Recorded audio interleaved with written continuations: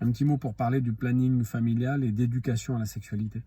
Il y a une tribune, je crois, dans le journal Le Point qui est parue avec des philosophes, des scientifiques, des pédopsychiatres, des psychiatres, des médecins, qui critiquent en fait les discours du planning familial et leur éducation à la sexualité qui est faite dans les collèges, peut-être dans les lycées aussi.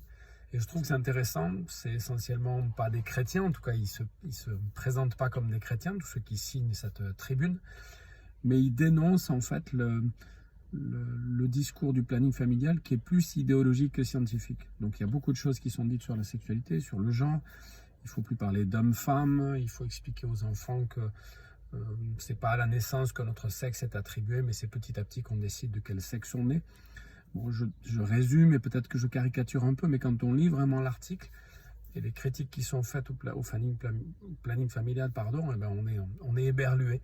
Alors on est éberlué, je pense, en tant que citoyen, si on a un peu de bon sens, c'est ce que je crois, mais aussi en tant que chrétien avec nos convictions. Et on se dit, qu'est-ce qu'on est en train de faire? Qu'est-ce qu'on est en train d'apprendre à nos enfants sur les questions de sexualité? Alors ça, c'est une chose, et je pense qu'en tant que chrétien, on peut dénoncer ce que dit et ce que fait de façon générale le planning familial. Sûrement qu'il y a des gens très bien aussi là-dedans et qui ont une envie positive et qui veulent aider les enfants et les jeunes à mieux comprendre la sexualité, à lutter contre les violences sexuelles. Mais quand même, il y a des dérives idéologiques qui sont extraordinaires et on ne peut pas laisser faire ça.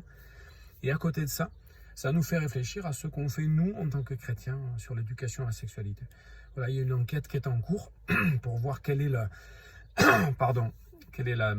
vision de la sexualité, comment les jeunes chrétiens évangéliques vivent leur sexualité. Et je pense qu'on pourrait être surpris par les résultats. Peut-être parce que notre éducation à la sexualité n'est pas si bonne que ça.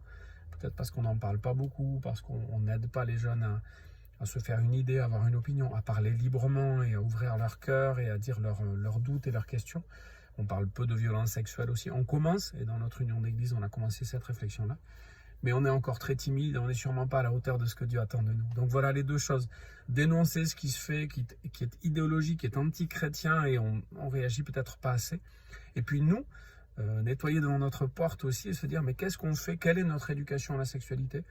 Comment on parle de tout ça avec nos jeunes, avec les pré-ados, avec les ados, peut-être même avec les enfants? Comment est-ce qu'on prévient les risques qui peuvent arriver, des comportements inacceptables entre garçons et filles? Voilà, que Dieu nous vienne en aide et qu'on puisse à la fois dénoncer, mais aussi agir avec beaucoup de sagesse, avec beaucoup de courage, pour que notre éducation à la sexualité soit belle et bonne et intelligente.